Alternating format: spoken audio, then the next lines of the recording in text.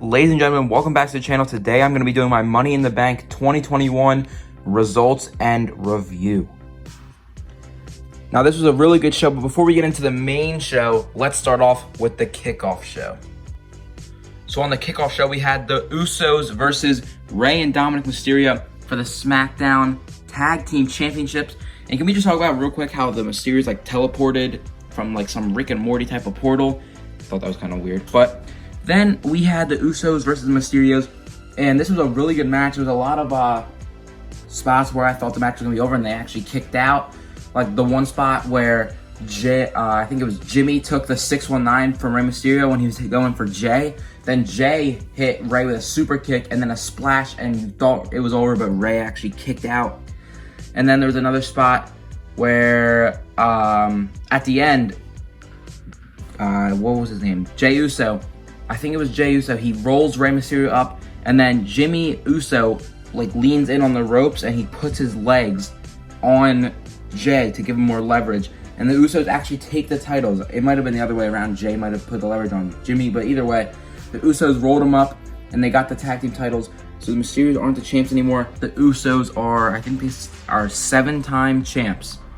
So yeah, that's pretty cool.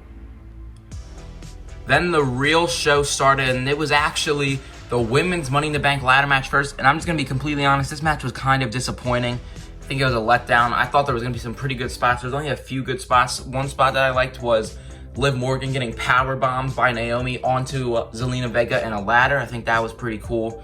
But other than that, there was really nothing that cool. There was a spot where Nikki Cross or Nikki Ash was like on top of a ladder on the outside of the ring over here, and she was supposed to jump into the ring, but she like, her feet were right here. Like she almost clipped her feet on the ropes and would have ate it. So that just shows that they weren't as fluid. Nothing against them. I'm just saying they weren't as fluid as the men tonight. Doesn't mean the women can't put on good matches or anything. They definitely do, because this match was freaking awesome. But I don't know, this match was just not that good, and I feel like the wrong person won. Nikki Cross, they didn't even really start pushing her until like a month ago or something with that superhero gimmick. And I just think they kept saying how every single time someone won the Money in the Bank contract from the women's side, they won the title. Yeah, I'm not sure that's gonna happen. I do not see Nikki Cross winning the Raw or SmackDown Women's Championship. But like Liv Morgan or Asuka or someone, those were people I thought could have. Zelina Vega could have, but they didn't have them win. So maybe, I hope Liv Morgan's push isn't over. I hope she challenges Bianca Belair or something. If Sasha Banks doesn't come back, Liv Morgan versus Bianca at SummerSlam would be a really good match, I'm not gonna lie. But yeah, Nikki Cross is the Money in the Bank, Miss Money in the Bank, and I don't really think this match was that good. So the show kind of started off a little weird, but everything else after that was pretty good. We also had a scene after the Money in the Bank ladder match for the women. We had Roman Reigns in his locker room where the Usos came in and they started talking about how they're the champs and everything and they have all the gold. And Roman Reigns was saying how Jey Uso, the right-hand man, and then he said, "And what about you, Jimmy?" And he just gave him a cold stare. We all know what that was about. But then he was like, "Give me my credit, acknowledge me as your tribal chief." And Jey Uso was all for it. He just immediately did it. And then Jimmy was a little reluctant, and then he kind of was like, "You're my tribal chief." But then he kind of gave Jay a weird look, like he kind of doesn't mean it. So I don't know if they're trying to set something up for that. But if you saw that, you kind of know what I mean. He kind of gave Jay a weird look, like he kind of didn't mean it. I don't know. Maybe I'm just overthinking it, but there might be something going on with that. But yeah, that was a cool segment because the Bloodline now have all the gold. They got straight blue championships. And I don't really like how they say all the gold when this is silver. That's kind of weird, but it's the same thing. Then we had AJ Styles and Omos versus the Viking Raiders. And this was a really good match. I thought this match should have been on the kickoff show instead of the Usos. And even though this match was really good, I still think it should have been on the kickoff instead of this match, because this match has more story going into it. But the AJ Styles and Omos match was really good. There was a cool spot where like Eric was on the outside and AJ ran to the ropes and Omos threw him over the ropes, and AJ caught him with a Hurricane Rana and flipped Eric into the barricade. That was pretty cool. But the whole story was AJ Styles was not scared to get in the ring, but he also was not scared to let Omos get in the ring after. He was like, it wasn't like WrestleMania where they kind of like waited until the end for Omos to come in and then just destroy everyone. He came in right away, and it was back and forth. Like, they didn't make Omos just dominate the entire match. He actually got taken down quite a bit. But at the end, AJ Styles and Omos pick up the win. There was a cool spot where the Viking Raiders hit the Viking experience to AJ Styles, and they were about to win, but Omos threw Eric into the cover to break it up. And then it ended with Omos picking up Eric and slamming him down the mat, and AJ and Omos are still the Raw Tag Team Champions. Then we had Bobby Lashley versus Kofi Kingston, and the whole story in this match was Bobby Lashley was getting soft until last Monday. He got hard again, I guess. I don't know. But he was going to destroy Kofi Kingston, and that's exactly what happened. I thought Bobby was going to win, but I thought he was going to destroy Kofi. Kofi was going to come back, get that comeback, and he was going to almost win, but then Bobby Lashley would end up winning at the end. But no, I don't think Kofi got a single move of offense, like besides like a few punches. But Bobby Lashley just destroys Kofi, and he put him in the Hurt Lock, and Kofi kind of passed out. I don't know if he tapped out or not, but the referee ended the match. And Bobby Lashley is still the WWE champion, and apparently Goldberg is coming back tonight on Monday Night Raw to challenge him. Oh well. Then after that, we had the match that I was probably looking forward to the least, which was Rhea Ripley versus Charlotte Flair for the Raw Women's Championship. But this match was actually really good. I don't know. People have been saying their chemistry wasn't that good, but maybe it just was the fact that they were in the Thunderdome and there was no crowd, because this match with the crowd was awesome. This match was so good. I'd say it was probably a 4-star, maybe a 5-star match. Really good. And yeah, Charlotte Flair actually did win the championship. She put Rhea Ripley's leg in the stairs, like inside right here, and then she kicked in the stairs. And I actually predicted this. I said, I don't think they're going to have this match like 3 times for Charlotte to lose every time. So Charlotte is the new Raw Women's Champion, and I think she's on her 14th title reign, and she's only been in the company for 6 years.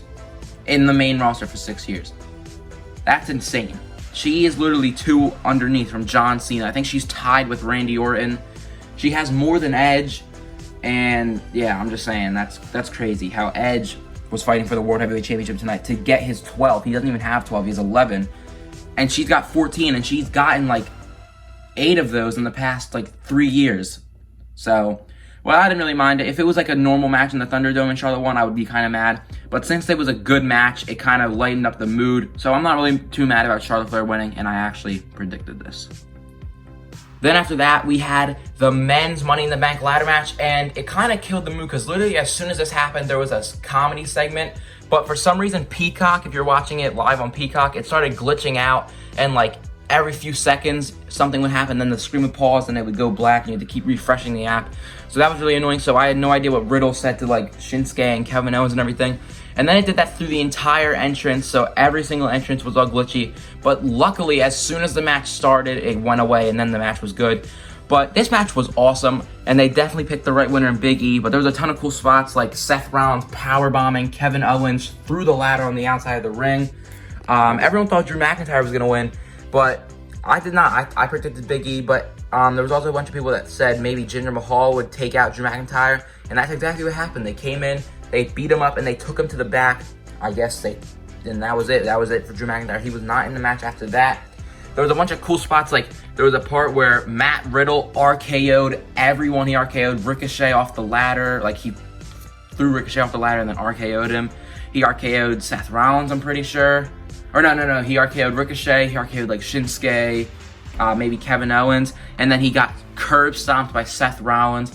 But there was also a cool part where Matt Riddle was climbing the ladder and Ricochet walked along the rope, like he walked along the rope, jumped off it, landed on the ladder, and then Matt Riddle got down and pushed the ladder over. Ricochet bounced off the ropes and got insane height and flipped onto everyone. That's what this is over here.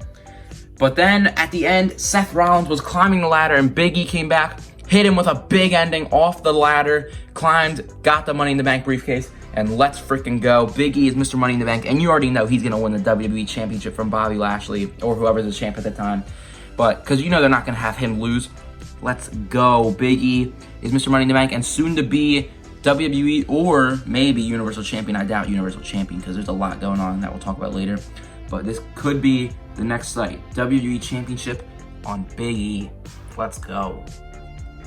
And then in the main event, we had the match everyone's been looking forward to since Edge came back over a year and a half ago, actually. We had Roman Reigns versus Edge for the Universal Championship, and this match was really good. It was your typical, started off slow, like back and forth trash talk match. And then it picked up over time. There's a part where Roman Reigns went for a spear through the barricade, but Edge moved out of the way, and Roman Reigns went head and shoulder first through the barricade. Then Edge speared Roman through the other barricade, threw him in the ring, and Roman Reigns kicked out. Then there was a spot where Roman hit him with a Superman punch and then went for a spear, but he got speared by Edge. That was pretty cool, but Edge kicked out. And then towards the end of the match, Roman Reigns hit Edge with a Superman punch, and Edge fell into the referee, and the referee got knocked out, of course. But I actually predicted this in my prediction video. I predicted the Usos to come out and try to help Roman win, then the Mysterios would come out, and then Seth Rollins would come out after all that, after they go to the back. And that's actually exactly what happened. The Usos came out, but you could tell the Mysterios were coming out because you could hear the crowd cheering, and then right as the Usos got into the ring, they got pulled back out, and the Mysterios were fighting them. They pulled them back to the backstage area, so they were gone. Referee's still down. Roman Reigns grabs a steel chair, and he broke the leg off, and he tried to put Edge into the thing, but Edge blocked out of it, and he put Roman Reigns into the crossface with the chair through his mouth. That was pretty cool. Roman Reigns did not tap out, though, but Edge had it in on him for like a good 2, maybe 3 minutes. I know that probably hurt. But then towards the end, Seth Rollins comes in, super kicks Edge in the back of the head, and walks away. But that was not enough. Roman Reigns still got speared by Edge, but the referee was down. Roman Reigns actually kicked out because he heard the crowd counting. He thought the spot was going on, and he didn't want to mess up. But then the referee actually came in and counted, and it was so close, but Roman Reigns did kick out. And then Seth Rollins came back into the ring after Edge was setting up for a spear. Edge kicks Seth Rollins off the ring apron and then turns around and gets speared by Roman Reigns as the new referee. 1, 2, 3. Roman Reigns is still your Universal Champion. And then immediately after that, Seth Rollins comes in, and he starts punching Edge all over the ring. And then he gets up, stares down Roman Reigns. Then Edge gets up and punches Seth Rollins. They fight outside the ring. They fight through the crowd, and they head back and they're fighting. Then Roman Reigns is all alone in the ring with Paul Heyman. He gets a microphone, and he says, "Now the whole world can acknowledge me as the head of the table, that you can acknowledge me." And then he kind of just dropped the mic, and he was about to leave the ring when the man, the GOAT, John Cena's music hits. The crowd popped insane. We popped. And John Cena came back. Michael Cole and Pat McAfee sold that amazingly. Like, Michael Cole was freaking out.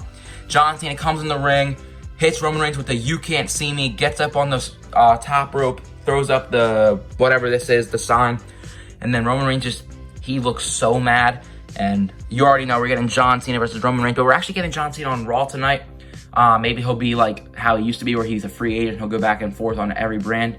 But we're definitely getting Roman Reigns versus John Cena at SummerSlam, as well as Edge versus Seth Rollins at SummerSlam. And oh my God, SummerSlam is going to be so good. I already know we're probably going to get Bobby Lashley versus Goldberg, which isn't going to be that good, but it's still a big money match. Probably Charlotte Flair versus Rhea Ripley versus Becky Lynch. That might happen. Big E's going to be watching with the Money in the Bank briefcase. AJ Styles and Omos versus Matt Riddle and Randy Orton, most likely. The Usos versus Mysterios, Edge and Rollins, Cena and Reigns. It's going to be awesome. Maybe The Fiend will come back. I don't know. But this is going to be so good. SummerSlam is going to be awesome. Yeah, make sure you guys hit the like button and subscribe. Turn on the post notifications, and I'll see you in the next one. Peace.